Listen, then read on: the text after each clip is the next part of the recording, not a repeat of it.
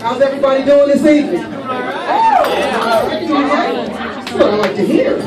I'm actually from Oklahoma, and I came up for the Fleetwood Mac concert last night.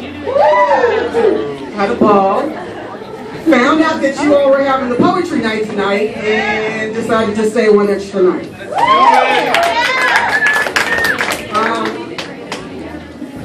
Can I do two pieces?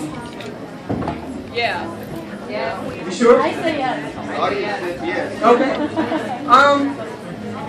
This first piece is called Instant Gratification. I wrote it after getting lost on the highway because my GPS failed, and then I thought about all of the technology that we place upon ourselves and how we use it and don't really think too much about it. But then when we don't have it, we're like, fuck. Instant gratification. I woke up this morning and reached for my remote control. When it wasn't in the place that I had put it, I got mad. You mean I got to get up out of bed, turn the TV on, change the channel by hand. I sat at the end of my bed and thought to myself, instant gratification is killing my lane. See, I can pay my bills online, no more wasting time in line, fine, and I don't dial numbers anymore. I go to the caller ID and press the name. So dialing without dialing is the new game. No shame to admit that this instant gratification is the shit. Oh, how did I become a part of it? Quite slowly. See, it took time for the instantaneous death of my kind. It started when I was about 12, when the remote control became the savior of my lazy soul. No longer was I subjected to what my mother watched her to take that arm's length walk to the TV when the commercial came on, and far gone are the days of being wrapped in a phone cord. Bored with pressing rewind and fast forward, rewind and fast forward, rewind and fast forward, we came up with one of radio's best functions, the repeat button. And with the introduction of a CD, shit, I saw how important buttons really could be. 3, to be exact. Time, temperature, start. See, that's how a microwave acts it. Thaws your food in 6 minutes and cooks it in 3. Damn, this instant gratification is making me lazy. I can see it. As the dawn comes, the instantaneous death of my loved one, show me how this can be rectified, where this instant gratification will not become one of the 7 deadly sins like pride. I got one.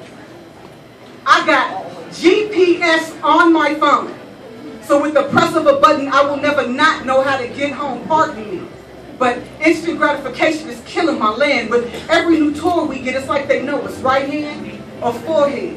Maybe the barcode is just a sign for which we pay every dime. Learn how to do this just once and save not only brain space but time. But never mind, we're being programmed with one-liners like the Borg of the new collective thinking is wearing me down. But maybe I don't want time to think for myself, so I put my independence upon the shelf by watching that CNN or that MSN one. They spit that same regurgitated bullshit, and I take it like everyone else until the day is done, and then I clap my hands. And my lights go off. You see, I don't have to worry about being late. I have an alarm on my phone, my TV, and my clock. They're all set 15 minutes apart. And the library? Well, the library used to be a friend of mine, but now it discerns me because I have a house call lover through my phone line. Damn, I spent another dime.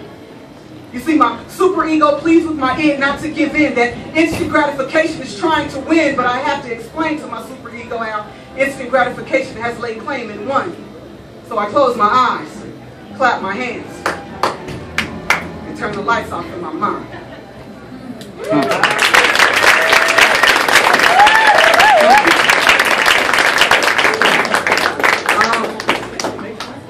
This next piece, I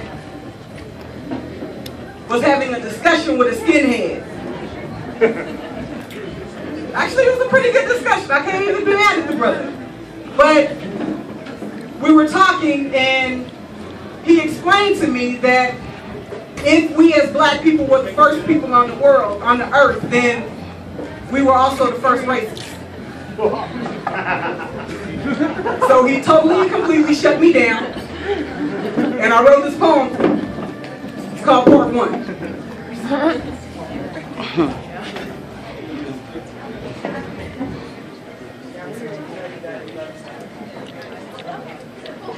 You have right to remain silent.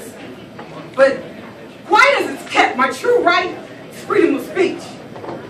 So check this shit what this lawyer said to me, sitting in my cell 6x3. So you are not a product of your environment, but a product of my mental planning. Surfing your mental waves, luckily, you don't pay attention. So it was easy for me to catch one, having such a soul, heart, thought process of trusting everyone but your own. You see, dear mother, you taught me that a long, long time ago. You took my albinoism, used it against me to make a difference. You pushed me out of Abraham's bosom to the Caucasus where Zeus and the other gods convened. You left me alone.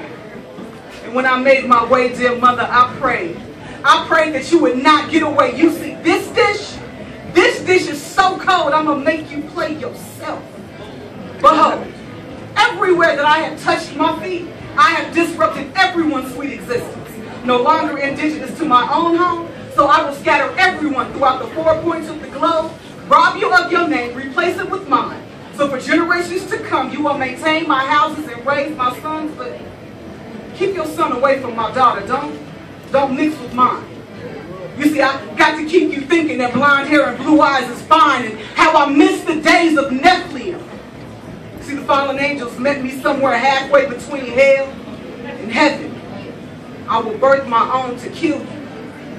But now the hoods wear hoodies, so you do it for me. And oh, what a tangled web we weave, dear mother, when you deceived. You deceived me of my true history, so yeah, I took it, hid it, waited a couple of 100 years and brought it back like I did it. See, you called it Chattanooga. I called it chess. So you called them sacred carvings. Hell, I called that shit hieroglyphs. You called it mathematics. I called it abstractions. But as a matter of fact, it's kind of funny because I know that the root is the love of money. While you still thinking that money is the root. So scared to let your talents grow and flourish their fruit. My little secret is that you can never protest too much. And congratulations on your first half-white president. Welcome to White History Month. Thank you. Woo.